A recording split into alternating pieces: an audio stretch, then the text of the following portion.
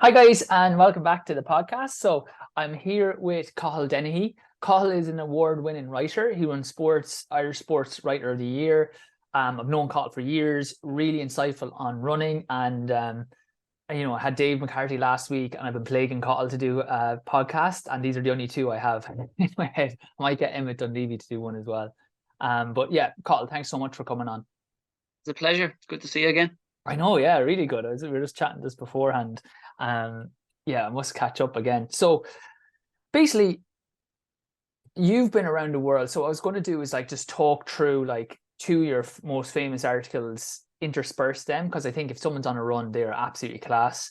If you have if you have someone that you know has to do a leaving cert and is anyway into running, this is literally the most plagiarized article of all time. Once upon a time, we're talking. That was 2008, I think. That Yeah, I competition know. and that thing was so.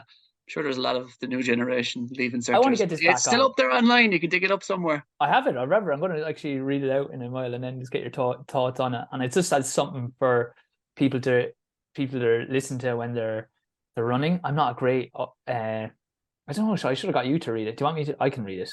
You can read it. Um. It'd Okay. be very So cringe if I was reading it.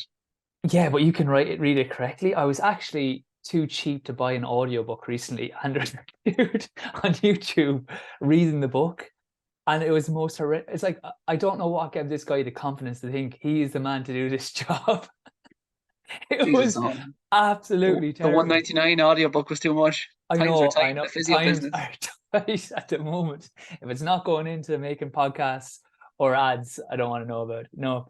Uh, okay, so basically, just want to talk first one, right? So you've been around the world and you're literally just talking about like, okay, you're at home in Ireland for a while, and then I want to talk about that later, for people for careers in journalism, because it's the same with physio.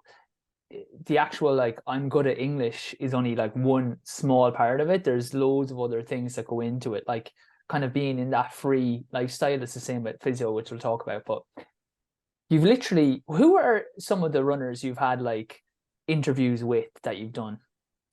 Um, Oh yeah, there's been a lot from like under 16 athletes at a national level to like Olympic champions and world record holders. But yeah, I suppose some of the bigger names, I suppose, that I've kind of done longer one-to-one interviews with would be like Eliud Kipchoge, Faith Kipyegon. Oh, I mean, there's a lot in the yeah, across the board. I mean, I've sat down with Jakob Ingebrigtsen once upon a time, a few others. Yeah, just a Of lot. course. A wide range from, because I do stuff for World Athletics and then Irish newspapers and then kind of Runner's World a bit as well in the US. It can range from, I could be at a World Championship or something writing about an American marathoner to like a Hungarian shot putter to like an Irish athlete who's getting knocked out in the heats, or to an Irish athlete Yeah. who's winning the medal. It can really the full gamut of the sport, I suppose. What ones do you look back on, or not even like that? Okay, I wrote that really well, but just like I really enjoyed that. I got like a different perspective than I thought about. I think a lot of times, I think because I'm a distance runner, I think I connect best a lot of the time with distance runners in terms of even the conversation we'd have. I understand everything they're saying when I'm interviewing a Yeah. distance runner, and they understand the things I'm saying, the questions I'm asking. And I think there's a kind of I think when I look back on probably the best articles I've done, a lot of them are kind of on distance runners, especially male distance runners, whatever it is. I think whether it's society or just natural differences between the sexes, I think men tend to be in interviews a lot more expressive or a lot more raw about the realities of who they hate and how Yeah, shit that's the true. sport can be at times. Whereas I think a lot of women, for maybe it's fear of being judged or how to be perceived, kind of hold on to a lot of stuff. So I think and that's a very gross generalization. There's people at opposite ends of the spectrum within those ranges as well. And I Yeah, think and like even there's a a lot few of months women ago, I sat already. down with Katrina McKiernan, who was Oh yes. fascinating and who was very raw, and we did a good piece for the Sunday Independent after her London Marathon anniversary, 25th anniversary of winning over there, and she was brilliant. So yeah, it can vary widely, but I think if there was a group of people that I connect with best, it's just I suppose they're my people. It's the distance running, us nerds on, people who Yeah. are getting Like their heads flushed down the toilet at school and stuff.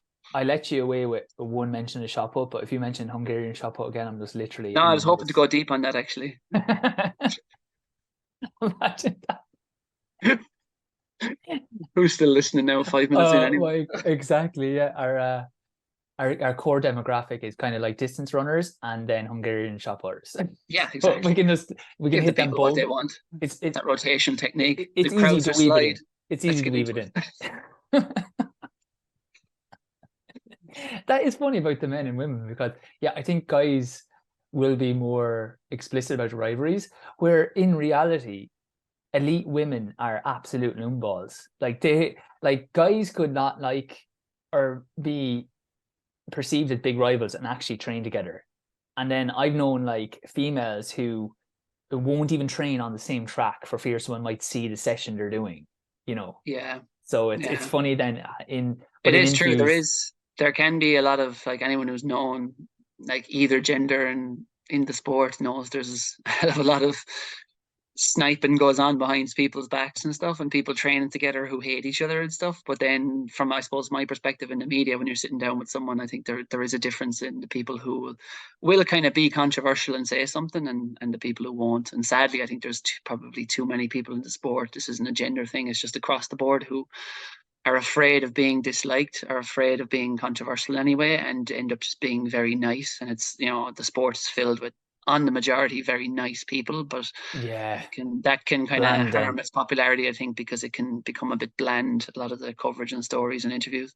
Yeah, big time. Big time. Yeah, that is the hard thing. It's like that, it's like that boxer. It's like, look, I just want a good clean fight. It's like it doesn't really sell like because it Yeah, would be exactly. great. Everybody wants that Netflix documentary, don't they, about their sport just Well, to there get is. like, oh, There is there is one next coming out? year. They're making one on the 100 meters. They have everyone on board. Oh, brilliant. Just before Tokyo, it'll be or before Paris, it'll be aired. They're following everyone in the Diamond League this year, and yeah, they have everyone on board. Apparently, Marcel Jacobs wanted millions to do it, which he very much didn't get. Yeah, But anyway, give you a bag of chips, man.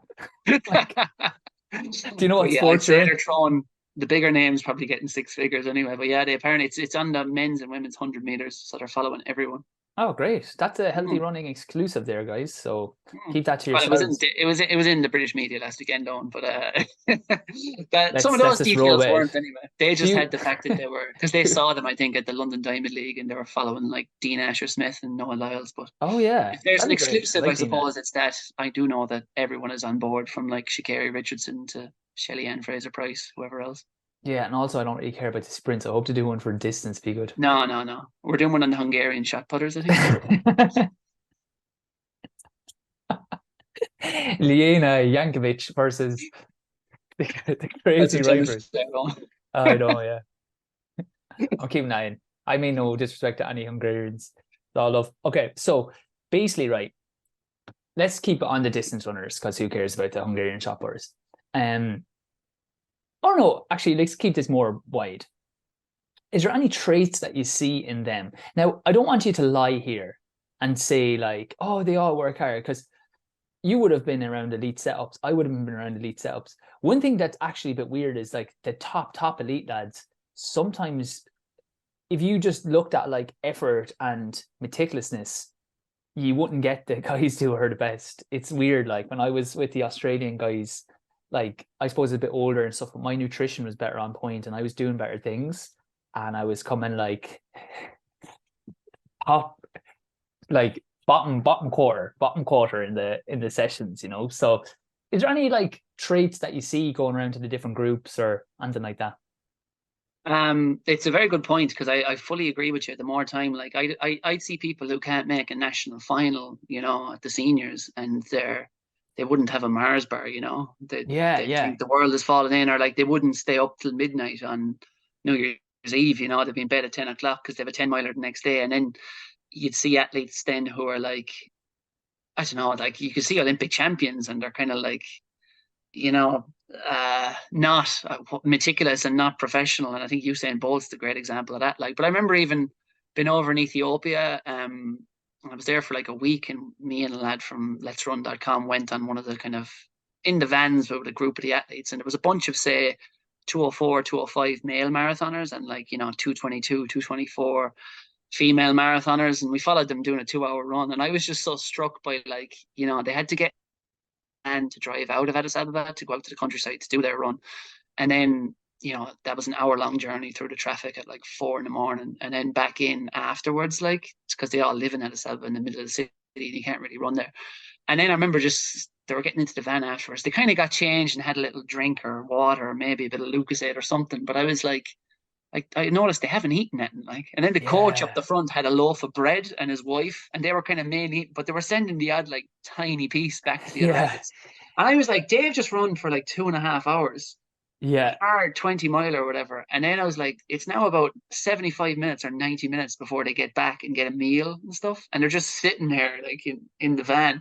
And I was like, on a very basic level, that's like, athletics training 101. It's like get refueled, get your protein, Yes. Yeah. carbohydrate, Yeah. blah, blah, blah. Yeah. I was like, but at the same time, they're world class. So who are you to say? Like, but obviously, I guess you notice that I think the more you spend time around good groups, the more you do realize that talent is a very real and obvious thing. As much as these kind 100%. of people who would be like, oh yeah, you can achieve anything you want. You No, can't, like, you you can't. can't. There's like 1% of Ireland who has the talent to, If run. you're running now at the moment, listen to this, hoping to do well, just go home. Give up because it's Give up. predetermined. At birth, it was No, but predetermined how but good you can be. that is so true though.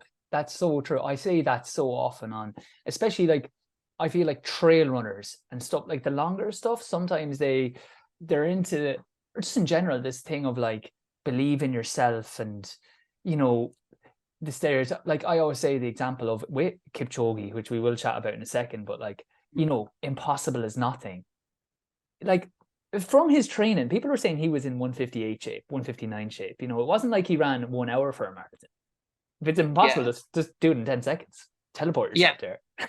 exactly. And that's where I think, it's a good thing to ask any young athlete, like, what do you want from the sport and how much are you willing to give? I was chatting to Hannah England at an event recently. She's Oh obviously yeah. world silver medalist like 10 years ago. And she and her husband, Luke Gunn, are coaching a lot of kind of elite athletes now in Britain. And she was just saying anytime they get like an 18-year-old athlete, they ask them like, okay, what are your goals? What do you want from the sport? And then they're like, right, if it's to go to a world championship and you've this much talent, this is what it's going to require.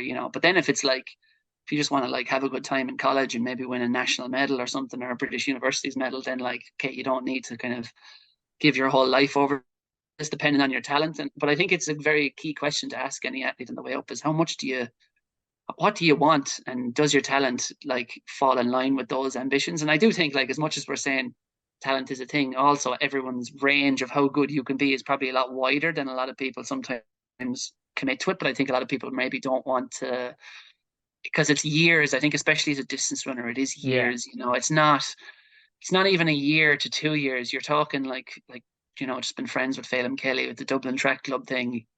He'd always say, it's not just a 1 or 2 year thing. It's like a 3 to 5 year thing of consistency before you can really find out how good you are in the sport and how consistent can you train for those years to really find out. But yeah, I'd say in terms of to loop back to your question that you asked about 2 days ago, the traits that people have, I would say, I think they're very consistent. The good athletes for sure. They're like they will get up and have that ability to just keep doing it, where running just becomes like brushing their teeth and they're able to come back and back. There is a kind of I think an element of selfishness as well that's Yeah. required if you want to be elite, where like you can't go to every wedding and every meal and every night out and be pulled different places, and you can't even, even if you're working, you probably have to make some sacrifices with your career and your personal life. And I think it Yeah. requires a level of selfishness to sleep well and recover well and train well.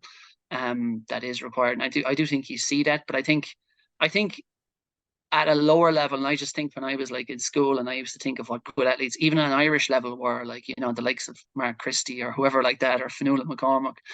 And then you're around athletes like that in DCU and you realize actually they're kind of relaxed. They're not. I think you look to Olympic athletes and high level athletes and think they must be so like on it all the time and into it and just military.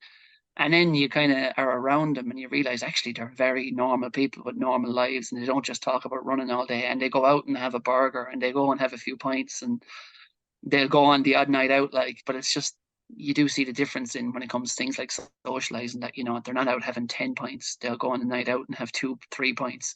And then maybe when other people are staying out till 4 a.m., they'll just dip out at midnight or 1 a.m. Yeah. and things like that. Like, just little differences, knowing when you can push and when you need to pull back. I think the key things you said there, what I would have seen as well, is similar thing, that like the consistency is so good. And I think, like, without disparaging anyone, because like I was lucky enough, I got, like, you know, a lot out with the sport. I didn't get to the Olympics, but I'm delighted that I tried, like I got what I got. You know, I'm sure even you will talk about, you had really bad injuries, but I'm sure you don't look back and say, I really regret that time, because at least, you know, look, I gave that my all. So, you know, as you said, it's good to know what you want. It's like, look, I want to, for me, like, break a 4 minute mile, and like, okay, I got to European level, I didn't get to Olympic level, but I'm still really happy with that, you know. And then on the traits, I would find that as well. I find that everyone gets in their training. Like, you have to get the training in. And as you said, sometimes one thing sometimes that can happen is people can hype up how much they go out, but they might be only out like 3-4 times in a year. Do you ever find that like they'll say, oh yeah, he was going crazy? Stephen Scullion does a bit of him. Shouts, hey Steve. I don't know him Euro at all. Leonard, another example of that, I would Yeah, say. Like, yeah, people would be known, oh, Mad Len and all that, like, but I yeah, obviously, we were peers of him growing up and spent a couple of time around him, but like, there was no one more on it than he was, like, you know. yeah, And yeah, he would have a beer, but it would be like one beer, you yeah, know. yeah. And then people were like, oh, Or he's you'll see drinking a him. beer, like he's so mad. But it's Yeah, like, yeah, yeah, no, man, like, he's been going to bed at like 10 o'clock for the yeah, last 6 months. Like, yeah. When he's gone, like when you're not seeing the Rocky montage. You're seeing him, like, yeah, after a night out. Like Chamney was the same. I remember before I saw Thomas Chamney, he was drunk at a race. It's like, oh, they're like, oh, he's a. Then I trained with him. It's like, this dude did not go out. And there is that at the top level. There is like, I remember when you're prioritizing where things have to go. It's like running, then work, then whatever. Or, you know, it could be like girlfriend if it's really serious, running like side by side, and she probably, or he has to be on board. That it's like, listen, like I remember one of my school friends, like, you know, getting married, and I had a big race on, I just couldn't go. Like, or like, you nearly stop getting called by your friends at home because they're like, look, you're never going to actually say you're going out, you know, that way. So but yeah, so yeah, that's interesting. That, yeah, I think that consistency, but then just getting it in and not overly focusing on it. Nigel Amos is another one. Like, just getting the training done.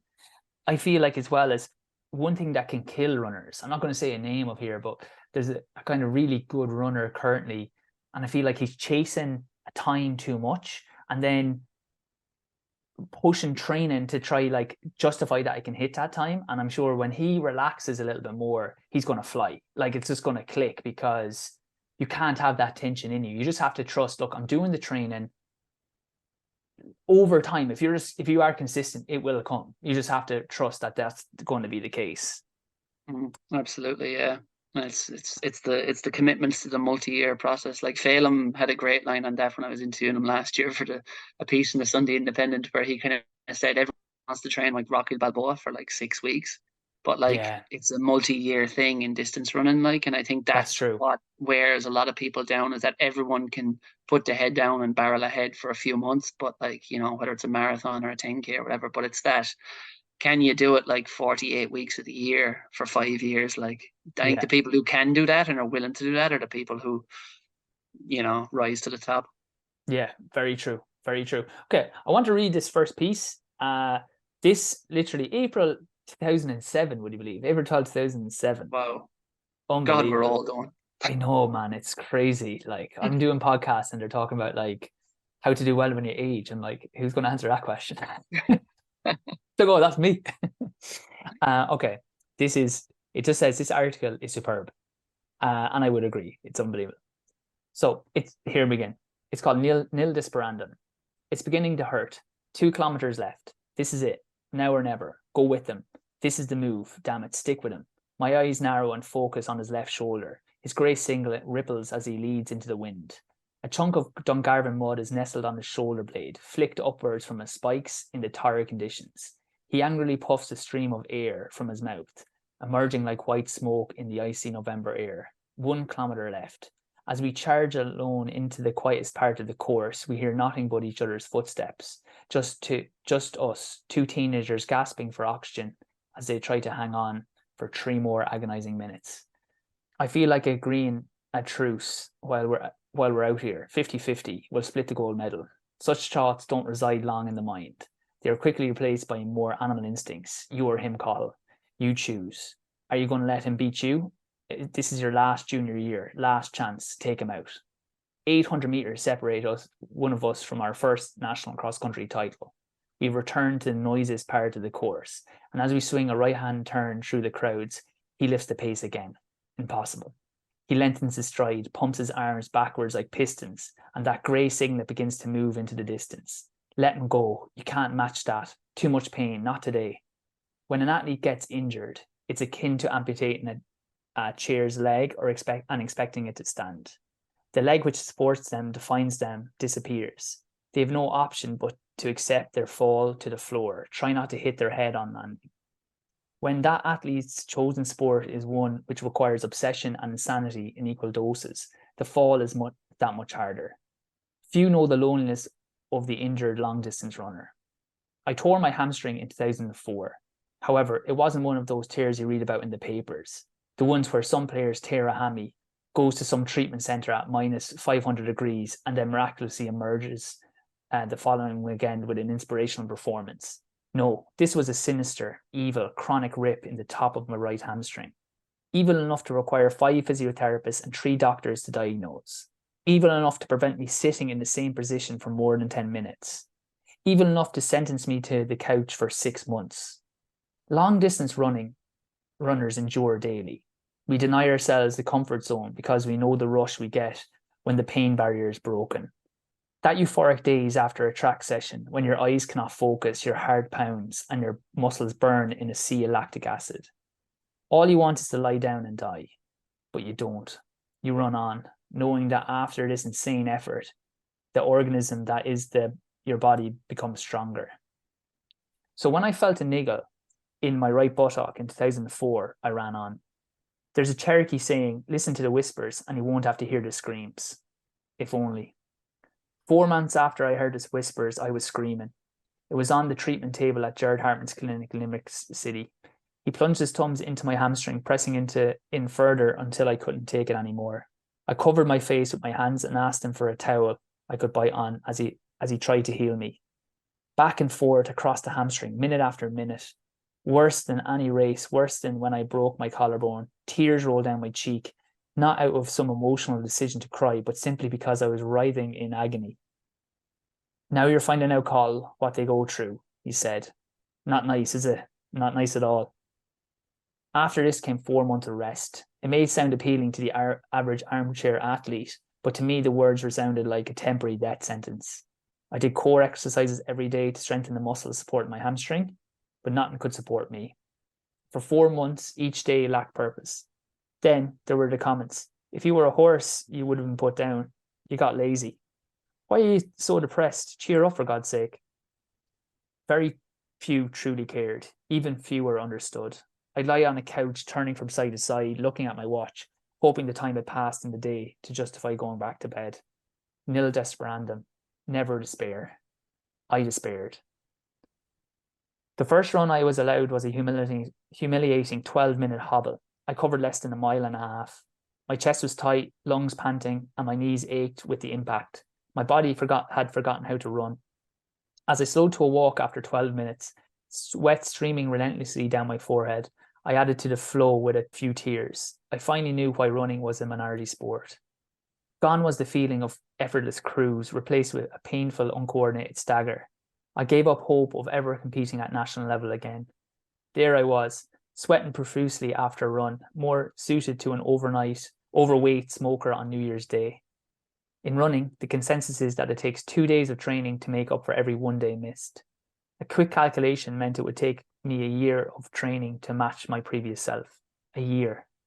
52 weeks of cold mornings and brutal sessions. 60 miles a week. Every week. That should teach my body how to run again. 400 meters remaining. They have no paragraphs here, so sorry when I roll straight in. That's all right. Okay, 400 meters remaining. Somehow I have regained contact with him. There's a theory in horse racing that you come wide when challenging a battling horse. Take Brave Inca. You don't look that horse in the eye as you go past it. You sneak by on the outside, hoping he won't notice. The sight of Brendan O'Neill's grey signet turning a screw for the last 15 minutes has told me he's a battler. Go wide. I launch myself through the mud. Though my irons burn with the effort, I pump them vigorously, hoping my legs will follow suit. I drop my mouth open and try to suck in some precious air. I think of the time spent alone in my room, icing my hamstring and doing endless rehab exercises. Thoughts of the screaming on Jared Hartman's table return. I attack with fury. Though this final burst is torture on my weary body, one thought resonates in my mind. I've had worse. Through the finishing chute, first, the national junior cross-country champion. Come on! My mother sprints over and hugs me, one of the few who cared and understood. No celebration, no pumping fists or victorious salutes, just a satisfied grin to be somewhere I never thought was possible 15 months ago. A drop of sweat rolls down my cheek, no doubt wondering where its accomplice was. Only minutes later, as the gold medal was draped around my neck, would a solitary tear make a familiar journey. Ends. That's it.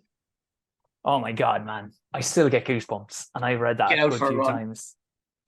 If you're not out I for a haven't heard run, that in years. I've read that in many, many years. So that was a nice refresher. I want to talk about that though. That is one, you were young then. You were like, so you were about Yeah, it was like 18, 19 or so, or 19 or so, like that. Had you done much outside? Obviously, you were always a good writer, but that's like a documentary. The way, like, I don't know if you've seen That Deepest Breath. It's out on Netflix. It's new, but she starts with this like clip, and you're actually unsure if the person's died, and then she goes back into the story, and it's like, here, get me back to that bit. Was that just instinctive that you knew how to do that? Or was that like, yeah, this is a literary skill that I've learned off some course? Yeah, so it was an English teacher back in school who used to say to me and the rest of the class, write in a circle. So like if you're writing an essay about, the worst thing that ever has happened to you, you don't say, hi, my name's Cathal Dennehy, and the worst thing that ever happened to me is blah, blah, blah. It's like you start with like a very, just dive right in at the focal point and be like, I was lying on the ground. I could feel his footsteps walking away, blah, blah, blah. My head was aching. I got beaten up, whatever. Just dive right in with some striking image or bring people to the center of the story to start with, and then do the explanation and background parts later. And then I suppose the circle bit is just that you are kind of looping back to the same point at some point later in the article. And, yeah, then you've learned more about the kind of backdrop and the story to get to that point along the way. Do you know what? The internet dropped there, and he's explained that so much better. And I know he's subconscious of saying it to me again. But yeah, that's really good, isn't it? That, as you said, a circle, that it's like, bang, here's some action. And rather than this linear thing of, yeah, as you said, I'm Cathal, and the worst thing that happened to me was this. It's like you're in it, and even the reader is trying to work out what's going on. The person who put this out, he never heard of a paragraph, so he was definitely wondering what was going on. Because I just rolled straight into, yeah.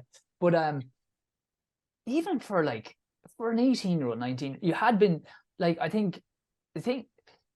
Okay, obviously you're known as a writer now, but like to be a national junior cross country champion, like from 1500 to 10K, everyone does cross country really seriously. So you got to be very talented, and you put a lot of effort in, and then to be hit with injury early, I think you express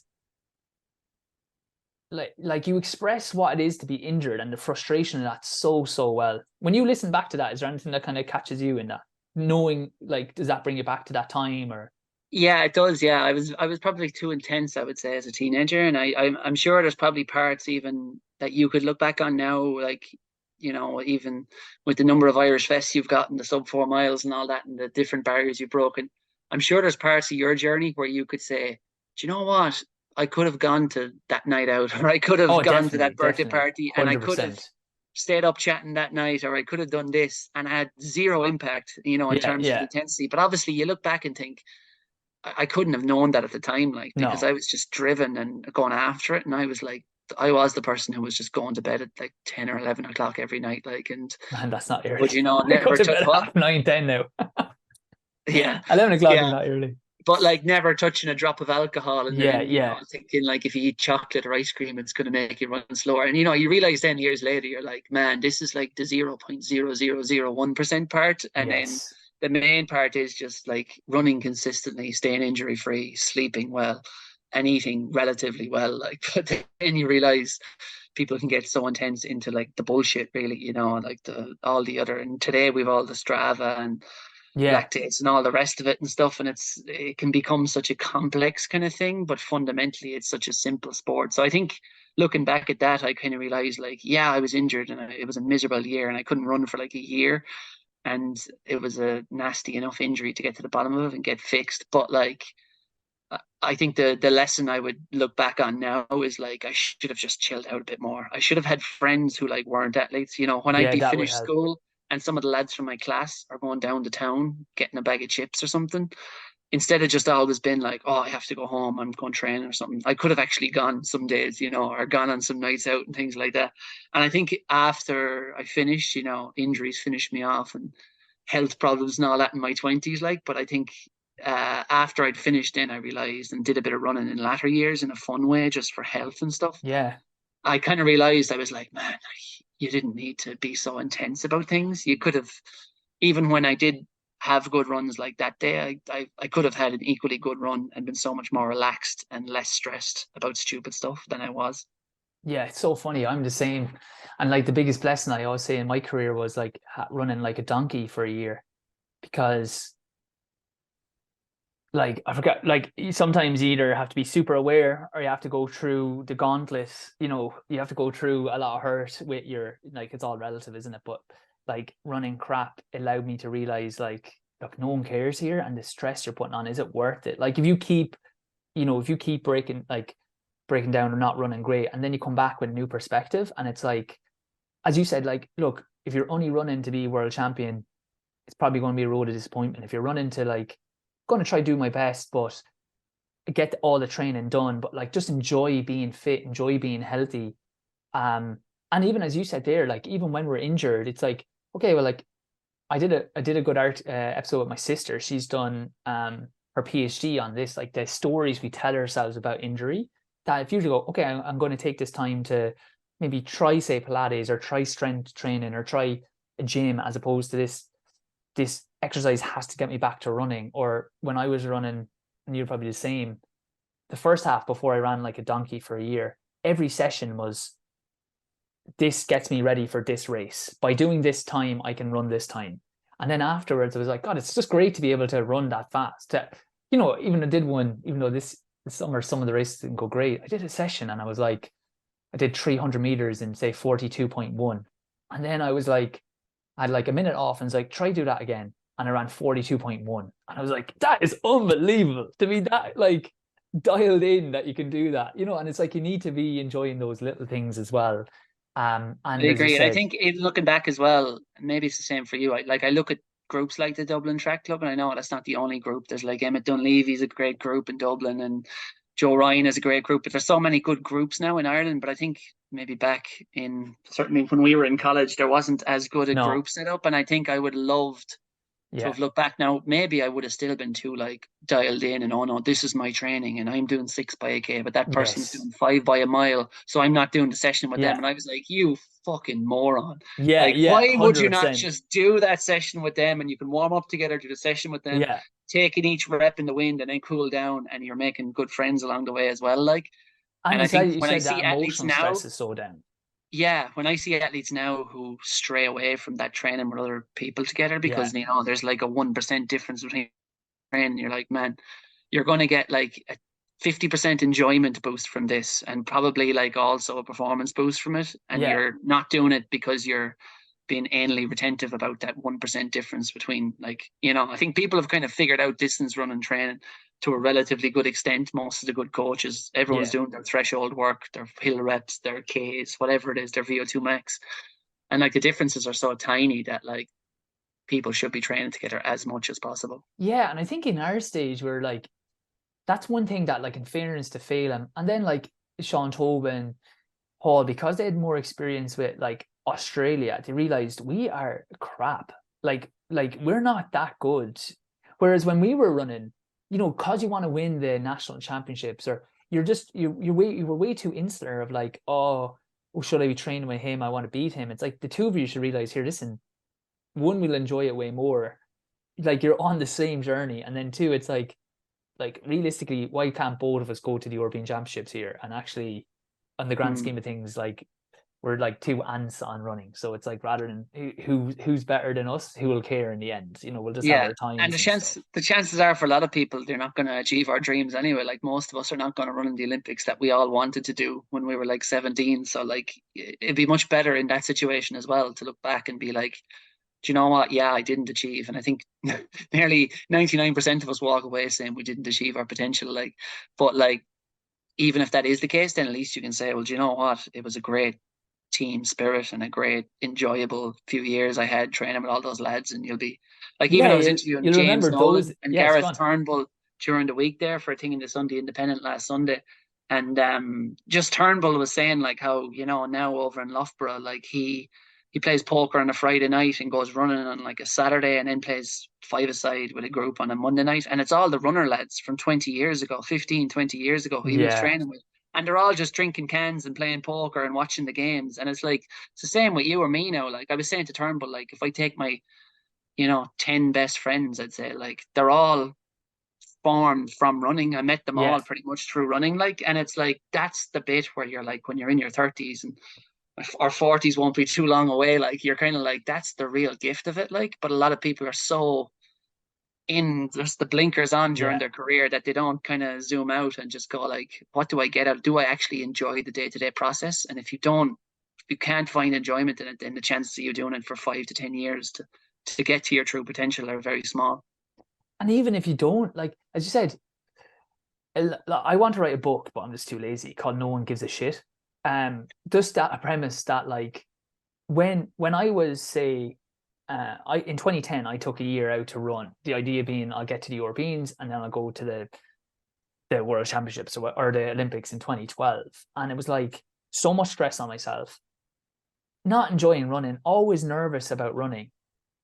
And there was two things there, as you said, like one, when you start analyzing it, like where's this, like you need to kind of nearly write down where's this like internal pressure coming from, because if you're like, well, I'm not getting nervous about sessions, so it's like I'm thinking someone cares, or I'm thinking someone will do it. And then when it all went bad, the biggest gift was, yes, I ran like sub 4 minute mile and sub 14, and I'm delighted and won national championships, and I'm buzzing with them.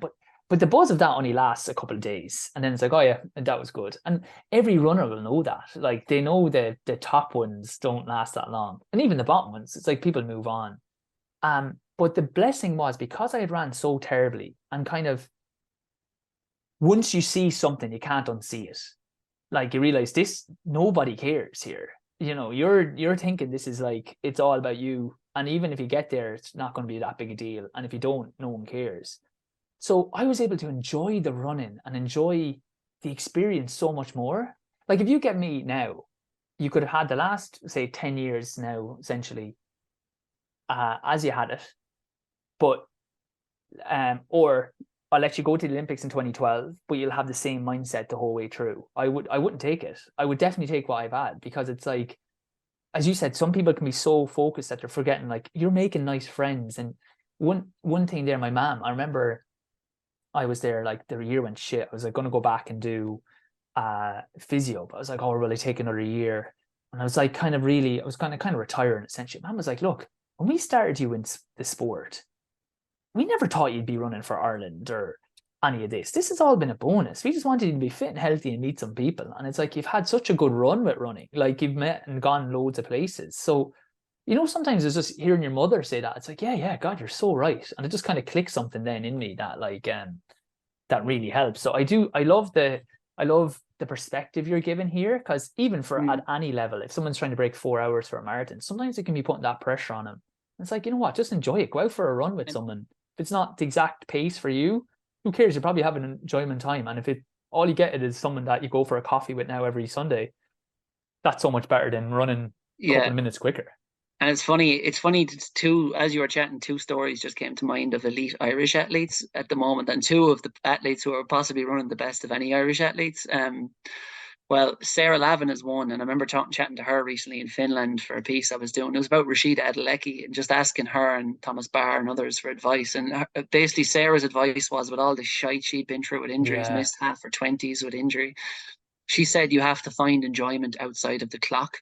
And I loved that phrase because I that's a was like, brilliant that's phase. exactly it. Because a lot of people, it's like their mood for the next 2 or 3 days, much like maybe it's a soccer fan in England, like, and they'll be in a bad mood for 2 days if their team loses, or a GAA fan here. But Yeah, like, I think a lot of people, if they don't run 15 or 16 or 18 minutes in a 5K, they'll be in a bad mood for the whole day and go home and yeah, take it out on others around them, like, and be grumpy around them and stuff. Whereas, yeah, I think that was a great phrase. And then another thing that you basically said the exact same thing there. I was asking Rashida Adelecki at a press event last week how nervous she was on the start line of that NCAA final in June. And she was obviously, huge pro contract on the line based on that result, like hundreds of thousands of dollars worth based on whether she came first, second, or third. And then the whole US or the NCAA team title for her college, and there was like 12 or 13,000 fans there in Texas as well. So I was like, that is crazy pressure you're running under. And I was like, how did you feel? And she was like, weirdly, it was the least nervous I've ever been for a race. And she said, because she'd already run the sprint relay earlier on the day. And she said, when it was coming up to the race, she told herself, in 3 days, Rashida's, no one's going to care, no matter yeah, how it goes. And it's exactly 100%. what you said there. It's like, that's what Rashida said to herself, was in 3 days, no one's going to care. And that's for her, someone who a lot of Ireland is currently watching her. And that's Yeah. the way she is. So you think if you can bring that mentality, no matter what level of sport you're at, it's only going to do you good. Like, And she's right. She's right. And not in a bad way, because people care for you. But like that in terms of, I remember something about Mo Farah feeling the pressure, but it's like, Mo Farah isn't there now. No one's, or if Mo Farah had never ran, no one would be like, in other news, this dude had the potential to do this and didn't do it. It's just like, yeah, you're only running for yourself. So they're two absolute gold lines. I think, and the other thing I think is to people, like, if you enjoy it doing it, it's like Phelan would say that to people as well, like he's coaching at various levels, it's like, even if your goal is a 4 hour marathon, like, and you really enjoy the process of going to bed every night at 10 o'clock and eating well and training well and saying no to social events and things like that, then, and if you run your 3:59 and it feels like an Olympic goal, then great, like, by all means go for it, like, because we shouldn't have any elitism. But at the same time, like, Phelan would have had athletes he coached to like European cross country and cracked the top 30 or 40 over there who've given up the sport. And equally, he'd be like, yeah, grand. Like, you don't have to, like, you're yeah, answerable to no one in this sport. You don't have to do it just because you feel you have a talent for it or feel you have to. And also, like, if say you're a 15-minute runner, like, and getting to 14:30 would require 90 miles a week and early nights for a year, and you're actually just, what, I'm happy enough running 15 minutes and having my pints and going down the pub with the lads and stuff, then it's like, fair play. You've aligned your practices with your goals, like, and you're yes. living in a way that it's right for you, like. So yeah, I think Yeah, we don't need to be forcing everyone. And you see it sometimes with some of the 13 and 14-year-old people who, I don't know, there's a few girls around especially who are running crazy times, and sometimes you just look at them and think, oh God, I hope you have a good social life, and I hope you have a yeah, well balanced life, and that it's not just like parental pressure that is like driving you. And even if it is your own internal drive that's making you run this amount and run that hard, I just hope there's some parents almost pulling you back and saying, you know what, maybe on Tuesday we'll go to music lessons instead of training, and maybe on Thursday we'll go play camogie instead of doing yeah. five by a K or something, like, because there's too many stories over the years of people who just disappear after their teenage years and leave with kind of bad experiences or impressions of the sport. Especially girls. My sister, obviously, she went to the Olympics, but she was always a blessing for her, but she was always coming second from like under 10. But every time the girl who was beating her, like, because obviously Kira was very good, um, but the people beating her then were always like, oh, she's beating Sonia O'Sullivan's records. And as soon, like, it happened about literally 3 times. The only one it didn't was Kira McGeehan, who actually went on then to be unbelievable. But I know an under 10 girl, it's like she's breaking Sonia's records. And as soon as she lost, you never saw her again. And then there was another girl, Kieran Ferrybank, and oh, she's breaking records to 14 to 16. And as soon as she lost once, it's like it's like they couldn't they're like, what the hell happened? It was because there was nothing for them in, as you said, outside of the clock. It was like, I win, that's what I do. And then when they didn't win, it's like, well, what the hell is this? Makes a big difference, I think. For sure. Let me see any other things. What's the favorite piece you've written then? Probably piece on Thomas Chamney and Dave I Campbell. I think literally you have actually it. mentioned I it. don't know, like, oh, I love It's a that. long. It's like 4,000 words. I'm sure Yeah, you could put it up I'll put it in somewhere. the show notes. But if you if Have you a if read. you Google Thomas Chamney and David Campbell, that will probably be, and the running rivalry fueled by hate, I think was the headline. You'll find it pretty quickly. You won the sports writer of the year off that. Yeah, there was like 3 articles, and that was one of the ones I put in with the entry and stuff. So, but that was the one that people really liked and connected with because the lads are too uh, they did genuinely not like each other, and they had such Yeah. a brilliant rivalry, and they weren't afraid 10 years, 15 years on to just say all the same things they used to say at the time. So it ended up like, and it was one of those things where like you didn't need to be a good writer or a good journalist. As soon as I got off the phone with them, I was like, fuck man, this is Gold. going to be, I just have to get out of the way here and put these words that they said on the page, and this will be a great read. But So that was, they were two like such strong characters as well. So mm-hmm. they would like, I love the bit of like where Campbell is being asked by a guy. It's like, oh, you know Thomas Chamney, and he's like, he's a C word, and he's like, oh, I'm friends with him, and he thinks about it for a second. He's like, yeah, he's still a C word. I It's met, just funnily enough, when I interviewed him, I didn't know who that was, Mario, because it was an American guy who knew them both, who was an agent on the circuit. And about 6 months ago, this is like what, 4 years on maybe from when I wrote that article, I was at an event and I met your man Mario, and I was like, American Mario on the circuit. And I was like, there can't be too many American yeah, yeah, Marios on the yeah. circuit. And then he was like, and then someone, a mutual friend introduced it, and he was like, you wrote that article, man, that got me in some amount of trouble. And I was like, "You're the Mario from the story." Anyway, that was Oh, a that nice is way to so good. complete the story, running I into said him. I'll put it in the show notes. It's like so worth to read as well. As I said, because I trained with Chamley, and I would have been third in a lot of those battles back in the day. So I had kind of first-hand experience, but they were just so good because even then they would be saying stuff like, remember Chamley to Let's Run. It was like, oh, I had three things: get national record, qualify, and beat Dave Campbell. Like straight out. But that was one of the stories in the piece where they're at the Olympic camp in Portugal or Spain, wherever it was, a few months before the Olympics, and they were asking about your approach to your race day mentality, and some sports psychologist was or something was going around the room being like, "What's your approach?" And then Thomas Chamney, with Campbell in the room and like 30 other athletes, said, "Oh, I've only one approach when it comes to race day: beat David Campbell every single time." And everyone kind of had this awkward laugh. And Chamney said Campbell was not seeing the funny side of it at the time, but it was brilliant. Those are the sort of things that make the sport captivating. 100%, And it did for 100%. anyone who was around it, because you had to choose. Like no one was on the fence. It was they were chalk and cheese. Like so, everyone You wanted had one. to pick someone, yeah, yeah, yeah. Mm. Obviously I was like with Chamley, but I think a lot of lads like Campbell. But they both had their benefits and their negatives. And in fairness to the two guys like that, then they would get on, like they nearly played it up a little bit as well. Like, you know, they wouldn't be friends, but they respected each other as well. Yeah. Okay, two questions, because I know, God, my God, this is flying. All right, one really quickly. Advice on being a journalist. I know as a physio, people are like, I'm good at biology. I'm like, who cares? What you need to do to be a physio is how do you get on with people? Are you okay at the start, like being like private practice, having not as many people, not having steady income? Is that going to freak you out, or are you okay with that? That was something I never really never bothered me. I was always good with money, but it never, to be times when I started, it's like, God, I've no one in the book next week. It's gonna be Dodge. You know, invariably someone will come in, but if you're crying over that, it's not the career for you. What is surprising about, like you were saying, you just like you're floating around different places. Is there anything about being a journalist that you'd say to people?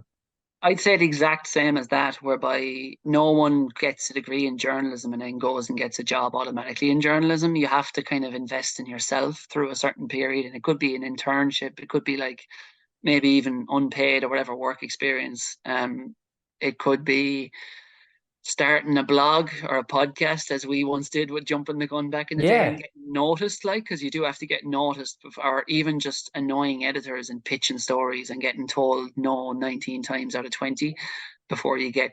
And I'd say, so I think for me, it was like I was on the dole, like, and I think I was like living sensibly and cheaply, and you could in Dublin at the time. You could pay your rent and pay your food at the time. So I think I was like able to do that at the time when I started trying to get into journalism. yeah, And like, but I think it did take, I would say, about 2 years to maybe 2.5 years. Now, it could have worked harder, it could have happened faster for sure, but it probably took 2 years after I'd like just committed to it and gone after it fully before I turned it into a full-time income. And that's what I think was hard, because I think I was kind of used to living off nothing, so it was fine. Like, and I had a bit of yeah, savings, like, that kind of paid my rent. Whereas I think a lot of people, if you had a mortgage or if you had kids or if you had big financial outlay, it'd be very hard to sometimes break into. But I think it's like a lot of kind of career, not that it's that creative an industry, but kind of freelance type industries, whether it's music or art or film or writing, whereby you don't just get the job, the 9 to 5, because you have the degree. The degree is absolutely irrelevant in journalism. Like, no yeah, one, in 15 years of doing it, no one's even asked me if I went to fucking school. Like, yeah. It's it's funny, irrelevant. isn't it? Like, I could have just dropped out of primary school and did not Yeah, know yeah, no difference. Like, um, so I think it's kind of very much what you do outside of college hours, and getting yourself noticed is one. And then, if I think making connections with people is two. It's like the pursuit of happiness thing, where like your man standing outside the building every day and shakes hand with the yeah, stockbroker and then gets his chance. It is like cheesy, but that's the kind of thing you have to do. Like, I do a good bit of work now for World Athletics, and that came about initially because I went and paid my own way to the World Juniors in 2014, because I was traveling America that summer, and I went up to Oregon from California, and basically just went up to the people from World Athletics because I knew him off Twitter, like John Mulkeen and stuff. yeah, yeah, And yeah, I was like, "How's it going? I'm Cathal. It's just, yeah, nice to meet you in real life and stuff." And then I ended up drinking with them. And I was like, that was it basically. I was just boozing with him and getting to know him that week. I was doing feck all work, like. And but then way down the line, I did it because I had that person to person contact. I was like, "Oh, Blanka Vlasic is in Ireland going to a physio. Would you take a story on her if I interview her?" And they were like, "Yeah, sure, do it." And then like down the following year, they were like, "Oh, we've a spot to bring someone to the world under 18 champs in Colombia. Do you want to come?" And I was like, "Yes." But that only came about because I went up and spoke to them in yeah, real life and went drinking with them. And going for a coffee or going for pints with someone is one of the best things you can do, because then once you start pitching ideas and get to know them, they won't ignore you. And being ignored is like something that happens 95% of the time when you're in those early years. They won't even respond to your email, like a lot of people. So I'd say don't email, pick up the phone or get to know people in person if you can do it at all. And then once you do that, you start to kind of figure it out. But yeah, and then yeah, I think once you do get a commission, just do it to the very best of your ability, even no matter how, if it's 200 words on an under 14 soccer game, write it as if it's for the New York Times. And then if you're reliable and accurate and don't give the sub editors like a headache with loads of mistakes and stuff, and file it on time, they'll come back to you. It's the boomerang principle. They'll come back to you again and again and again. And I think, but you do have to be prepared, much like the physio, that the first year could be very lean. Like, even now with me, these months are crazy, super busy, like, and I've probably worked like 29 out of the last 30 days. But there'll be like a period in October, November where there's feck all happening in the sport. And yeah, if I don't come up with an idea then and reach out to editors and try and find a story, like, there'll be 29 to 30 days where I'm just left alone and I have zero income. yeah, So you yeah, have to kind of like accept that financial uncertainty. It's not for everyone, I yeah. think. Yeah, but Man, that's the those, perfect answer. And and I think, seriously, I'd say as well, if there's anyone listening, or if anyone's listening who has kids or something, by all means, you can get me on Twitter, fire me a message if anyone does want what to is get your handle? involved or wants At to what? ask At more Cathal specific Dennehy? thing. I think it's at Cathal_Dennehy. Okay. Someone else took Cathal Dennehy, sadly. Scumbag. Speckers. Um, yeah, and I think that's such perfect advice. Like, and I think that's something to ask people, no matter what the career is. If someone's parents are listening to this, like, ask them, because it just it saddens me when oh, I did this in school. It does not matter what subject you are good at in school. There's different skills. Like, as you said, if you had a 16-year-old, ask them, can they go down to the local paper and just go in there And how did they feel about, hey, can I write an article on something? I'll do it for free. And then the second thing, as you said there, I thought so good is when if I'm teaching even like strength and conditioning students or anything, they might have to start with an under 14 team. I'm like, do this at a level that a senior team are like, holy crap, that is unbelievable. Because there's no such thing of, oh, I'll do it at a crap level for 14s, but when I get the chance, I'll do it higher. People are just going to think that's your level then. Next question then, before I let you go. This is great. Thanks, man. Honestly, I knew this would be a cracker. Glad to. We went to the lot of good athletes. You know, Brian Fay ran 13:01. Peter Lynch, Shane McAvoy from my clubs running great. The American system versus, say, the Irish system. You were saying you'd be pro America all the way. My thoughts would be maybe do your undergrad. I feel like I would recommend everyone to go and either do the undergrad. If you're doing an undergrad in Ireland, definitely do like a master's over in America, or vice versa. Maybe you'll go there and then you could do a master's in Ireland if you want to come back, because it can transfer better. But what are your thoughts on that? I mean, I think it is all individual. It's such a cop out of an answer, like, but there's some people who would be it is, yeah. Up it up. We're on the well, there's no on the fence here. There's people who've been like there's lads and lasses who, if they went out to Mississippi, it'd be their worst nightmare, you know, or Arkansas or Providence or wherever it is, Florida. And it'll be they're just not ready, or they're socially, it would be a disaster for them. And we've all known those horror stories where it goes wrong and someone gets injured and comes home. And then the problem is, I think a lot of those stories, when someone goes to America, because there's like a higher level of expectation almost. Yes. Get told a lot more. It's like, oh, they got ruined over in America. Like, you could say I got ruined in Dublin. Like, you know, and no guarantee that you stay. It wasn't Dublin that ruined me, and it wouldn't have been America that ruined me if I went there. It was just that my body ultimately, no matter how many fucking rehab exercises, couldn't deal with 80 miles and 90 miles a week. Now, granted, in retrospect, I was like, if I could have my career again, I'd be like, right, I'm just going to do 30 or 40 miles a week and then cross train the rest of the week. But that's all easy in hindsight.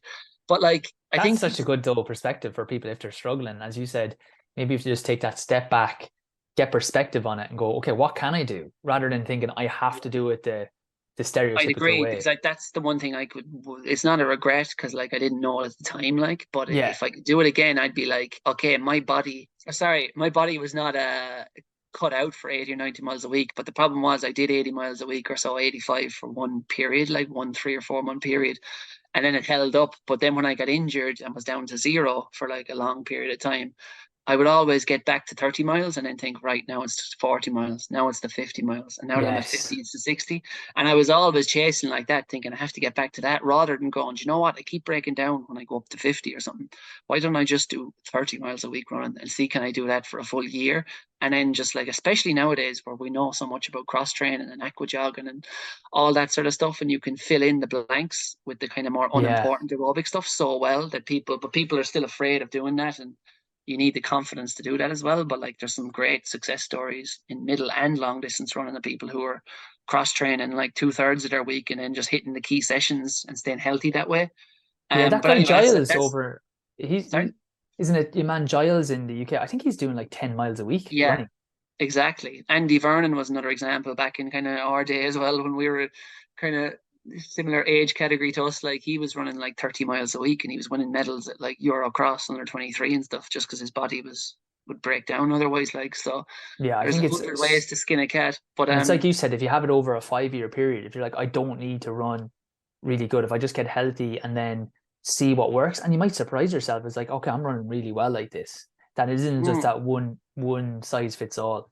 Yeah, but I suppose to answer the question, in terms of the American thing, I think overall it's just like the resources are better. If you're going to the right college, you're getting better backing. You're gonna like the team experience and getting like all your kit, traveling to races a lot of weekends, getting that true team spirit that, like, no matter what people say, it doesn't exist to the same extent here. No, like people don't have that graw for their university the way they do over there and stuff.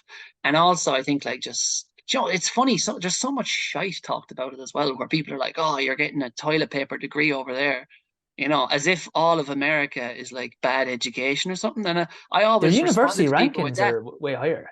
I always used to respond to that was by saying, like, how many universities does Ireland have in the top 100 universities in the world? I think it's 1, and it's Trinity. And I don't know if they're still in it. Yeah, maybe not like. And then I'm like, how many does the US have? About 50 or 60 or Yeah, something, yeah, like, including like probably I would guess 8 out of the top 10. I haven't looked it up, but I yeah, used to yeah, always say that. I'm like, yeah, if you're going to some like two Bob Barry thing down in the middle of nowhere and getting like a terrible degree, but like you can go to the best universities in the world. And a lot of people have gone to like Harvard or Princeton or yeah. Yale, But Stanford. Even Providence is ranked way higher than Yeah, all our degrees. Like, yeah, same with like whatever it is, like Texas. It's like yeah, how hang on, how is Dublin City University or UCD or Trinity? It's like how are these places somehow better than a lot of these ones in the US that are actually doing also doing like world renowned research in various fields. Like, so I think the education thing, there was a lot of crap always talked about America, and that's purely yeah, dependent on where you go. Like there's a lot of crap colleges in Ireland as well, let's be honest, and a lot of crap courses within good colleges. And then I think just overall, it's not, there are some bad coaches out there who will run you into the ground and not really care for you, but that's also the case in Ireland. Like, but yeah, I think it's like, where are you going to get the, if you have a sprained ankle and you're on scholarship, you can go straight in after training and get a trainer to look at it. And if you need a scan or something, it's going to be yeah, covered. And you need physio and you need to get an injection or something. You're in college in Ireland, like, and that yeah, happens yeah, to you. You're a broke student paying Dublin rents, and it happened to me and many other people. And you're like, do I want to get this like rubbed down twice a week when it costs like 60 quid or something, yeah, yeah, And yeah, yeah. And as you and said, it just allows you a better platform, I think, to succeed. and even if you don't succeed, like I never went, and I would have loved it. I definitely, if I go back again, I would have gone for at least a while because just for experiences, like life is experiences. Agree. And it's like, as you said, to be in that like bubble of like people like really caring about the NCs or the pen relays, you're never going to get that. Like that's, Yeah, if you never did anything else, that'd be like, geez, that was great. Like, yeah, I know. And like, there's great colleges. Like the Irish college system has improved so much in the last 10, 15, 20 years, but it's still, you're just, it's like that game of knifey spoony. Like that's what we're bringing to the fight in terms of finances. Like, and they just have the flamethrowers, in terms of finances, and that shows itself. But also, I agree in terms of social experience. Like an example of that would be Brian Fay. Like yeah, Brian did his college at DCU. He didn't really want to go to America. Like he had to be convinced about it. Like, oh my and God, that's crazy. but it was, and he went and loved it. But I think a lot of people are kind of in their comfort zone in Ireland where it's like, oh, well, my friends are going to here. And I was the same as well at that age. I was Yeah, like, oh, I made friends in DCU.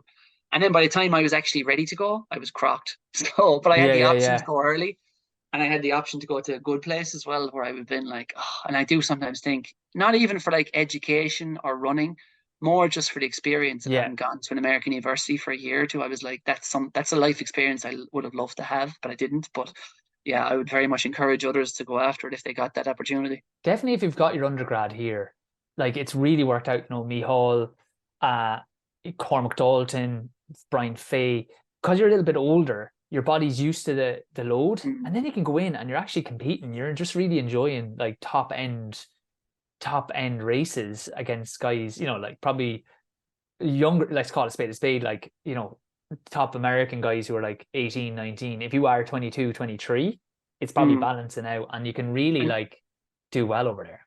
And I think a lot of Irish, like the Brian Fay, he only got running in like transition year, really, was running Yeah. 2 or 3 times a week until the even cert. Like, so it was hardly any mileage. So if he went over there Yeah. straight out of school, he'd have probably broken down because they'd Yeah, have I think probably so. bumped him up to 70 or 80 miles a week. But like, he obviously had those years with the Dublin Track Club and nursed him along slowly. And then he was strong enough to go and hold up to Yeah. the training. But like, I think a big difference as well, like, there's not many Irish kids running like 60 miles a week in school, Yeah. like, or more. Yeah. And then you're kind of expected to run 70 or 80 or maybe 90 in college. And that's a huge adjustment for a 17 or 18-year-old Irish kid.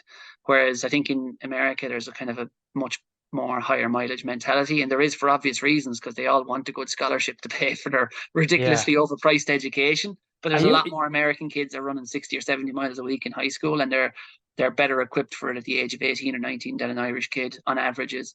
you okay to stay on for a couple more minutes or are you stuck? Absolutely. Oh, legend. Because I'm loving this. Do you think that's a good thing or not a bad? Like, I think with Jakub Ingebrigtsen, two things he's bringing is one, people focusing less on like intensity.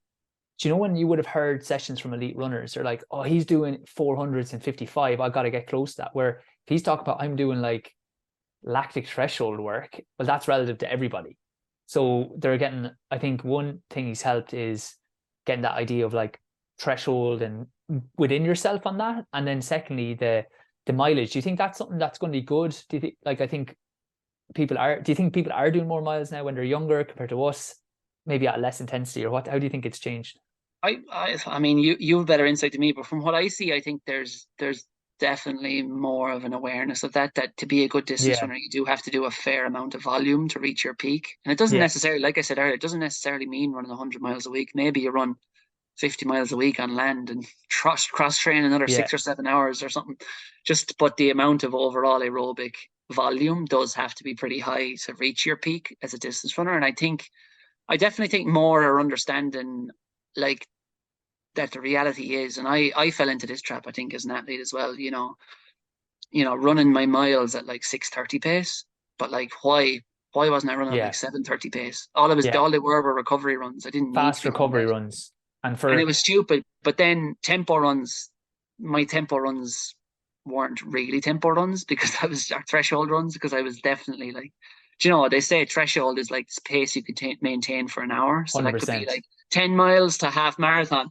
And if I asked myself, if I did Yeah, 100 tempo runs in my life, like normally 4 or 5 miles, like, because obviously I was finished quite young, but like I wouldn't say there was one of them I could have kept going for like yeah, an hour 100%, for 20. And 100%. I was like, and that's the question you have to ask yourself, even if you don't have the lactates or the heart rate monitors and you're doing a 5 mile tempo, could I keep this going for an hour or more? Yeah, And if you it couldn't, then you're running too hard. Like, and I think ,100%.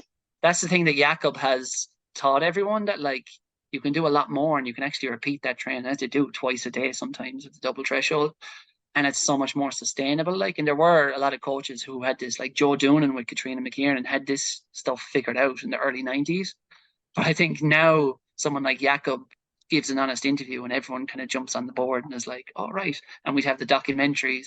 Yeah, And now everyone's like, okay, this is actually how you train. But like, this was always the right way to train, really. It's just that I think so much of the tradition in like the 70s and 80s and 90s was smash, smash, smash. Smash your workouts. Get out there the next day on a run with your club mates, and yeah, someone starts racing each other, and you still end up kind of half smashing. And so you're in this cycle of kind of not really hitting the right intensities on your workout days, then also running a little bit too fast to truly recover on your easy days.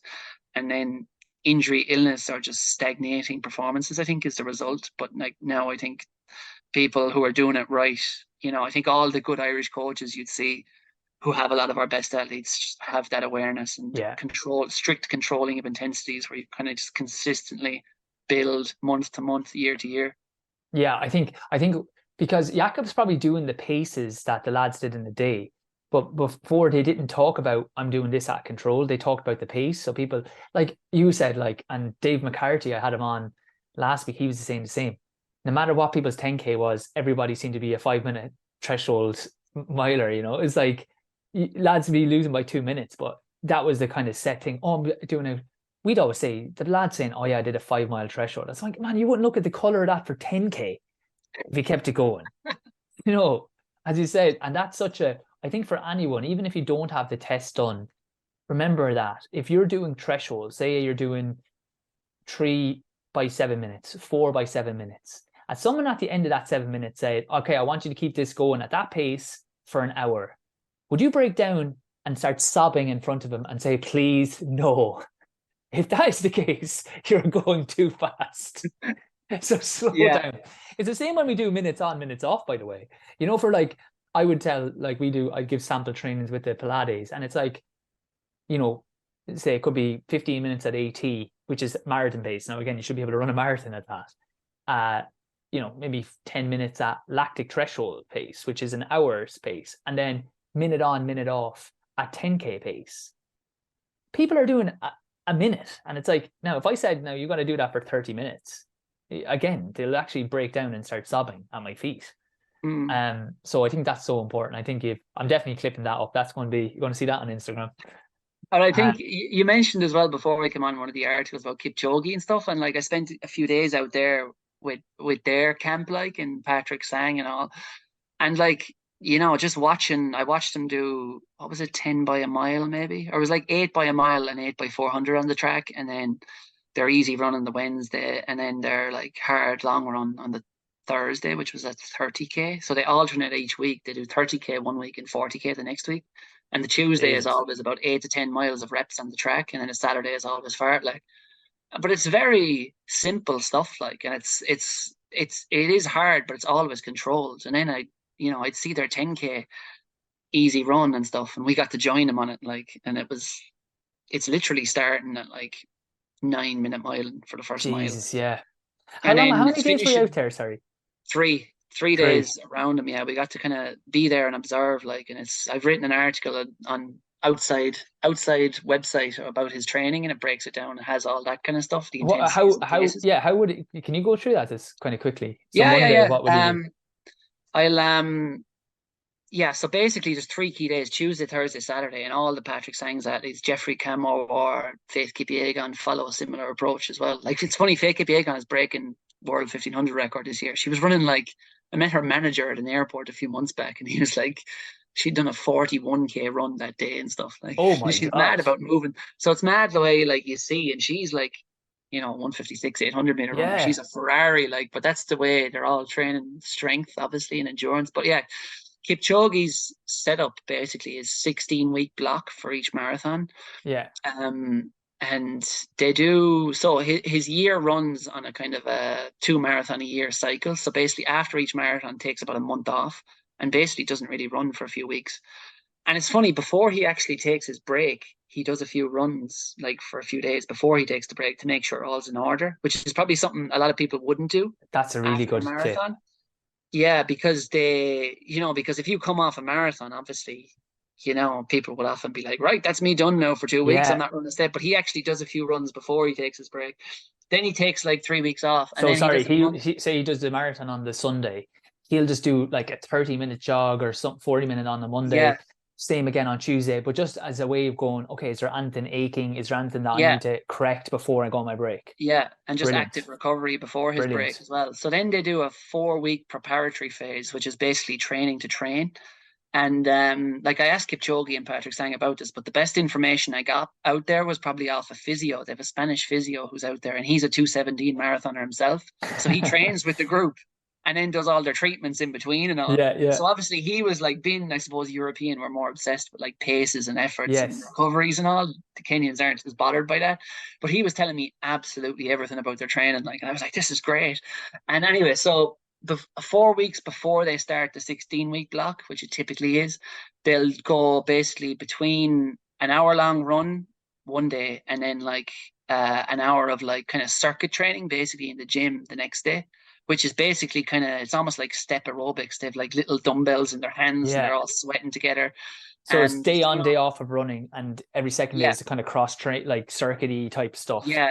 And a in that guy I 4 week know, one of block. the other photographers I know, did that workout, and he said you'd be sweating buckets like in that Yeah, gym. yeah, Like, yeah. it is kind of good intensity, and then the hour is just an easy hour just to kind of familiarize the body.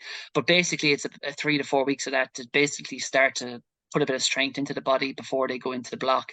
The main training block then is 16 weeks, where it's basically carbon copy virtually each week. The intensities come on a bit, or paces come on a bit, but it's Tuesday is 8 to 10 miles of track work, and it might be 16 by a K off a minute or two recovery. It might be 10 by a mile off a minute or two recovery, or it might be like the day I was there was 8 by a mile plus 8 by 400. The miles are in 440. That's his The marathon 400. pace, is it?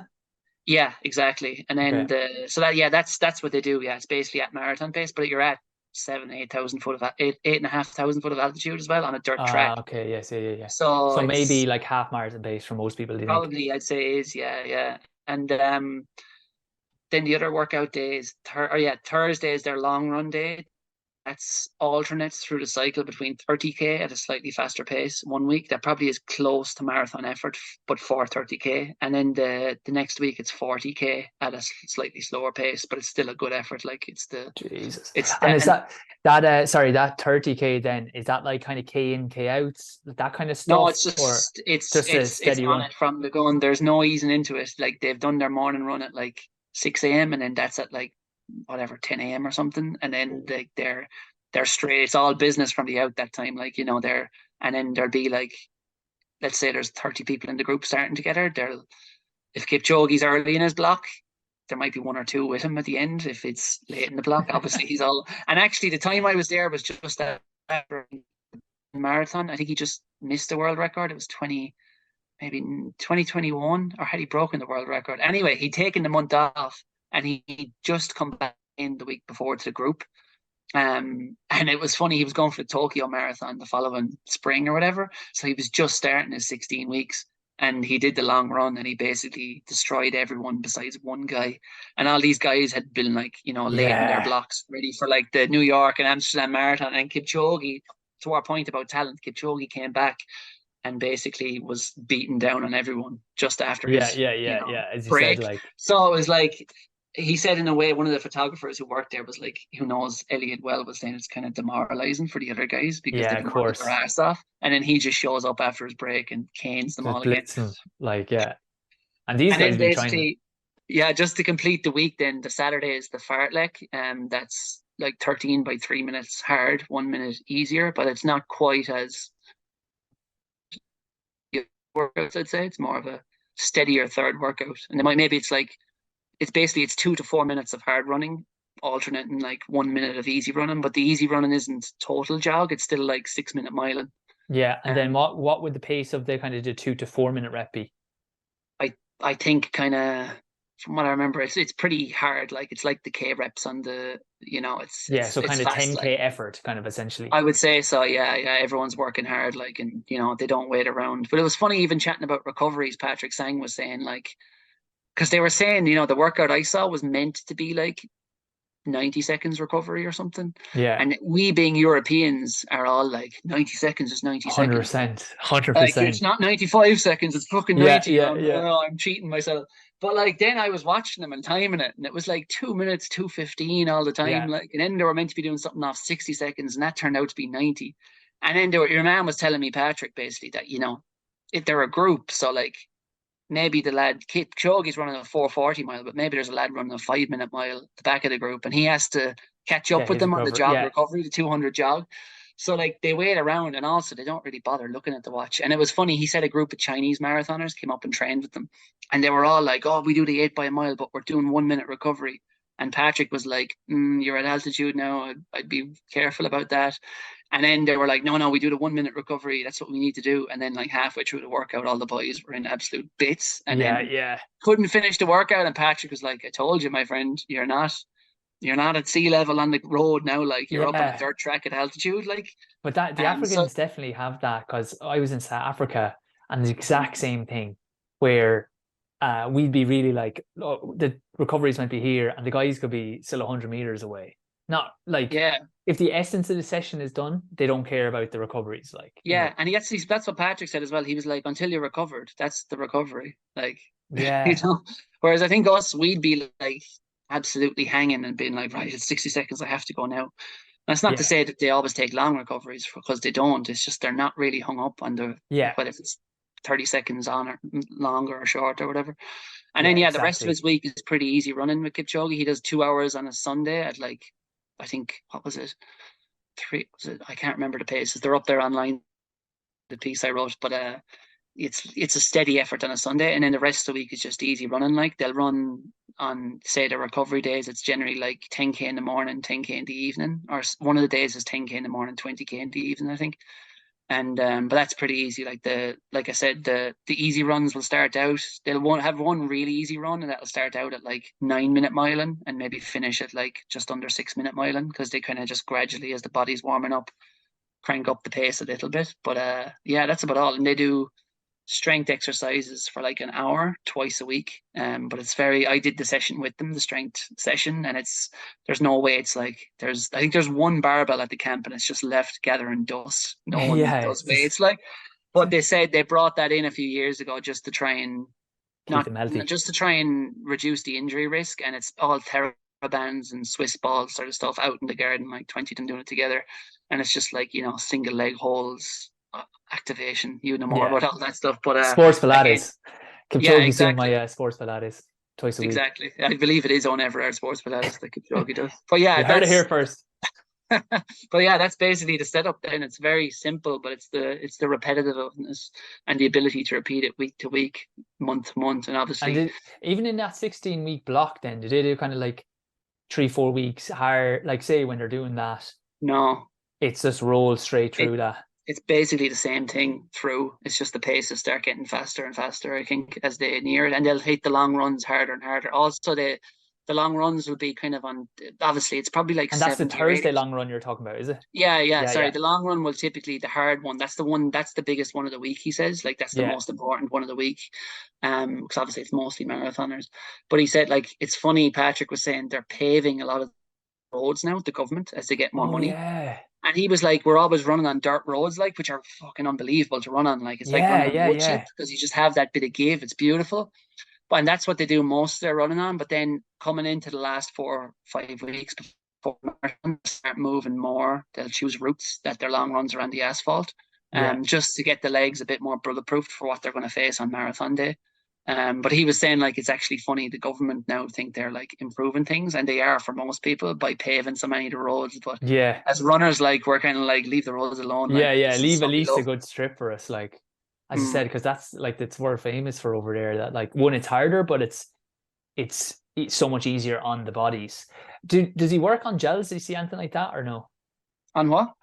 On like gels and making sure Yeah, like yeah. fueling. They have Morton drink, whatever, Yeah, a yeah, sponsor with them. So yeah, they slug that. And it's funny, like they all have like your man Patrick will be driving the van and handing out all the drinks on the long run. But that's the only kind of one in the week they drink on, really. And yeah, I'd yeah, say yeah, it's more like the 40K than the 30K. A lot of them will just run the 30K without it. And yeah. they really do run. I was asking them even, do they like eat before their runs and stuff? I think maybe the 40K actually, or the long run was actually done the first run of the day at like, yeah, it was at like 6 a.m. Yeah, And like again, I was saying, do they eat? And they'll say, your man, the physio lad, was saying some of them might have a banana, maybe like an energy gel or something. Jesus, But man, is it? basically, the vast majority of them just roll out of bed like half an hour beforehand, and then they're out doing like the equivalent of a kind of a 2:10 marathon, like minutes later, basically on the roads. Man, I'm enjoy. I'm going to grab you just for one more second, and then I know you gotta go. That's all So, right. um, I've actually loved this, and like that last bit is like clip central. That's getting clipped so badly. Um, I think that's really good. Last thing, then, right? You did have a lot of injuries, right? So we kind of alluded to this. None of us can go back in time, and we only do what we do. Is there any perspective you've got from having those injuries and kind of having like your career essentially cut short? Um, like practical advice for people now if they were having regular injuries. Maybe they're not at a very high level, so they're like just getting out running, but they're having injuries. Anything you do differently? I know you kind of alluded to it there, so I might finish with that. That's a good question. I would say if I could go back, I would say you alluded to this as well. Don't think of the short term. Forget about it. Might be possible for you to run that race in like 2 months' time or 4 months' time. But I would say forget about that and think of every day you're training, or even if you're not training, even if your training is just doing rehab exercises or single leg activation or whatever it is, think about the purpose of that is to serve you in 2 years' time and 5 years' time. And think of every run you're doing. If you're in that kind of injury cycle, that I'm not really training for something in a couple of months' time, I'm training for something next year. And I'm training for something in 5 years' time because that's the kind of platform you want to build. Because I think I got dragged into that kind of idea of like I have to get back. Cross country season is coming up, indoor Yes. season's coming up, outdoor season's coming up. There's a Euro cross team. There's something to make. There's something to shoot for a national medal, and then you just start pushing the envelope about 10% quicker than you should be pushing it. And then you're like, bang, back to square one straight away again. And then you start feeling a twinge and you're like, is that really sore or is it not? And you start Yeah. making kind of decisions. And, even though 9 out of 10 decisions might be perfect, you make the odd one that's like pushing your body a little bit before it's ready. So I would say the long term view is the big one. And I think like if you're sick or injured, everyone says this thing of listen to the body. But so many of us don't. Like Yeah, so yeah, many it's of so us will true. be like I absolutely fried my system before because I did a session a few days too soon coming off a stomach bug, like at a norovirus, the winter vomiting bug. And I felt, did a couple of easy runs, felt all right, still really tired and weak. So I did a threshold session. Then I developed like chronic fatigue overtraining syndrome that floored me for a year. Yeah. And Yeah. like, Yeah. Yeah. again, there was probably something genetic in that with my immune system. But also I was like, why the hell did I do that session? Like, I was like, Yeah. I should have given it like another week probably before I genuinely, honestly felt good in myself before I subjected myself to hard running again. And I think similarly with like injuries or whatever. And now there's obviously a limit to it because, you know, I think it was Dave Bedford said, or Brendan Foster, that the majority of world class distance runners wake up tired and go to bed exhausted.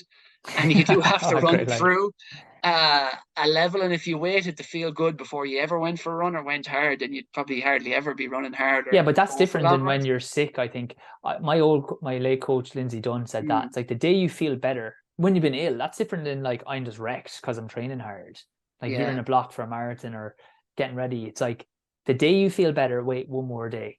And the amount of times where I felt good and I was like, oh, I'm ready for a run, and I was like, I'd ring Lindsay and he'd go, just take one more day. I take one more day and I'd be fried the next day again Mm, because I maybe had like a little spike where I was feeling better, and it's like, and invariably then you'd have to wait another 3-4 days because you're like, I'm actually still sick, and then mm. go back. And as you said, the long term makes a big difference there. I think so, yeah. Like I think the approach, if I had to do it again, would be like, what can I do that's going to allow me to run 48 or 50 weeks of the year consistently for the next 5 years?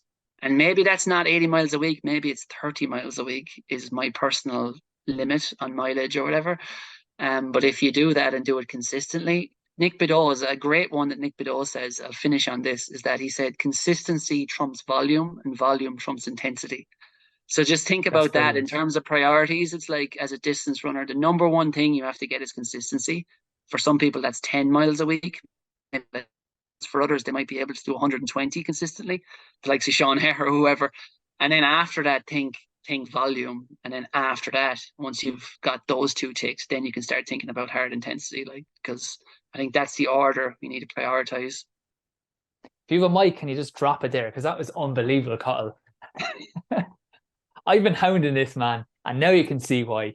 Absolute solid 24 karat gold.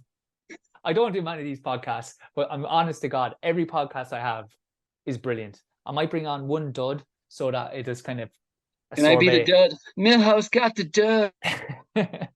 No, man, this is absolute gold. Thank you so much, Cathal. Yeah, everyone, like, subscribe. See Cathal Dennehy, he's an unbelievable writer, right into the Irish Independent. Say you want to see more of him. Get rid of Charlie Weston, he can do some personal finance. He can do it all. Cathal, thanks so much. If people want to read more or listen to you, where's the best place to find you? Twitter or what? Twitter, Cathal_Dennehy on Twitter. You'll see my inane ramblings on there. Yeah, he's well worth a read, guys. So Cathal, thanks a million. Thank you.